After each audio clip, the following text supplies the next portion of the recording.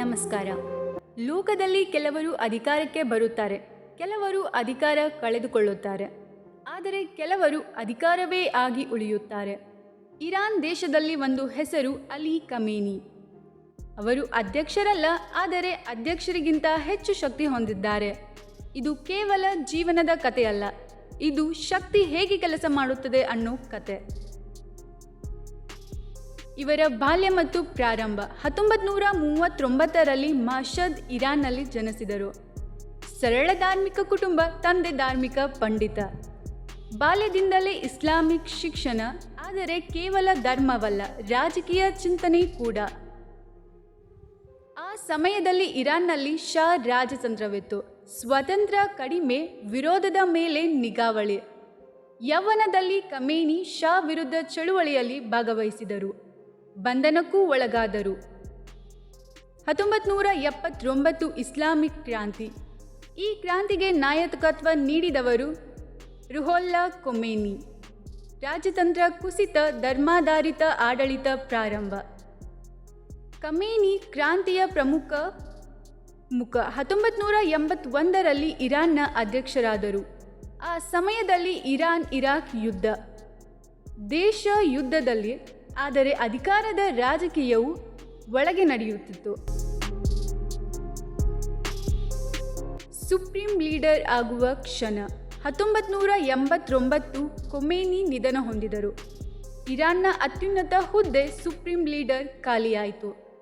ಚುನಾವಣೆ ಇಲ್ಲ, ಜನಮತ ಇಲ್ಲ, ಧಾರ್ಮಿಕ ಮಂಡಳಿ ಆಯ್ಕೆ ಮಾಡುತ್ತದೆ. ಇಲ್ಲಿ ಆಯ್ಕೆಯಾದವರು ಅಲಿ ಖಮೇನಿ. ಪ್ರಜಾಪ್ರಭುತ್ವ ಇದೆ, ಆದರೆ ರಿಮೋಟ್ ಕಂಟ್ರೋಲ್ ಒಂದೇ ಕೈಯಲ್ಲಿ. ಅವರಿಗೆ ಇರುವ ಶಕ್ತಿಗಳೆಂದರೆ ಆರ್ಮ್ ಫೋರ್ಸ್ ಮೇಲೆ ಸಂಪೂರ್ಣ ನಿಯಂತ್ರಣ, ನ್ಯಾಯಾಡಳಿತದ ಮೇಲೆ ಇವರ ಪ್ರಭಾವ, ಸ್ಟೇಟ್ ಮೀಡಿಯಾ ಮೇಲೆ ಕೂಡ ಇವರ ಹಿಡಿತ, ನ್ಯೂಕ್ಲಿಯರ್ ಪಾಲಿಸಿ ಅಂತಿಮ ತೀರ್ಮಾನ ಇವರದೇ. ಇರಾನ್ ಪ್ರಮುಖ ಸೇನಾ ಘಟಕ. ಇಸ್ಲಾಮಿಕ್ ರೆವಲ್ಯೂಷನರಿ ಗಾರ್ಡ್ ಕಾರ್ಪ್ಸ್ ಕೇವಲ ಸೇನೆ ಅಲ್ಲ, ಇದು ಆರ್ಥಿಕ ಮತ್ತು ರಾಜಕೀಯ ಶಕ್ತಿಯೂ ಹೌದು. ಒಂದು ದೇಶದಲ್ಲಿ ಅಧ್ಯಕ್ಷ ಬದಲಾಗಬಹುದು, ಆದರೆ ಸುಪ್ರೀಂ ಲೀಡರ್ ಬದಲಾಗುವುದಿಲ್ಲ. ಜಾಗತಿಕ ರಾಜಕೀಯ. ಯುನೈಟೆಡ್ ಸ್ಟೇಟ್ಸ್ ಜೊತೆ ಅಣುವಿವಾದ, ಆರ್ಥಿಕ ನಿರ್ಬಂಧಗಳು, ದುಬಾರಿ ಜೀವನ.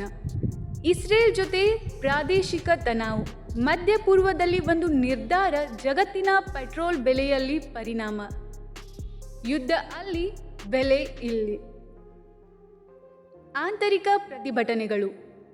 2022 ಮಹಿಳಾ ಮತ್ತು ಯುವಕರ ಪ್ರತಿಭಟನೆಗಳು. ಸ್ವತಂತ್ರದ ಪ್ರಶ್ನೆ, ಸಾಮಾಜಿಕ ನಿಯಮಗಳ ವಿರೋಧ. ಪ್ರಶ್ನೆ ಕೇಳುವುದು ದೇಶದ ವಿರುದ್ಧವಲ್ಲ, ಅದು ಚಿಂತನೆಯ ಲಕ್ಷಣ, ಆದರೆ ಆಡಳಿತದ ಪ್ರತಿಕ್ರಿಯೆ ಕಠಿಣ. ಒಂದು ದಿನ ಅವರು ಇಲ್ಲದಿದ್ದರೆ, ಇರಾನ್ನಲ್ಲಿ ಅಸೆಂಬ್ಲಿ ಆಫ್ ಎಕ್ಸ್ಪರ್ಟ್ ಹೊಸ ಸುಪ್ರೀಂ ಲೀಡರ್ ಆಯ್ಕೆ ಮಾಡುತ್ತದೆ. ಒಬ್ಬ ವ್ಯಕ್ತಿಯ ಮೇಲೆ ಹೆಚ್ಚು ಕಾಲ ವ್ಯವಸ್ಥೆ ನಿಂತರೆ ಅವರ ನಂತರ ಕಾಲವೇ ದೊಡ್ಡ ಪರೀಕ್ಷೆ. ಅಲಿ ಖಮೇನಿ ವಿವಾದಾತ್ಮಕ, ಶಕ್ತಿಶಾಲಿ, ಪ್ರಭಾವಿ. ಕೆಲವರು ಅವರನ್ನು ರಕ್ಷಕ ಎಂದು ನೋಡುತ್ತಾರೆ, ಕೆಲವರು ನಿಯಂತ್ರಕ ಎಂದು ನೋಡುತ್ತಾರೆ. ಆದರೆ ಒಂದು ಪ್ರಶ್ನೆ ಉಳಿಯುತ್ತದೆ, ಶಕ್ತಿ ಯಾರಿಗಾಗಿ?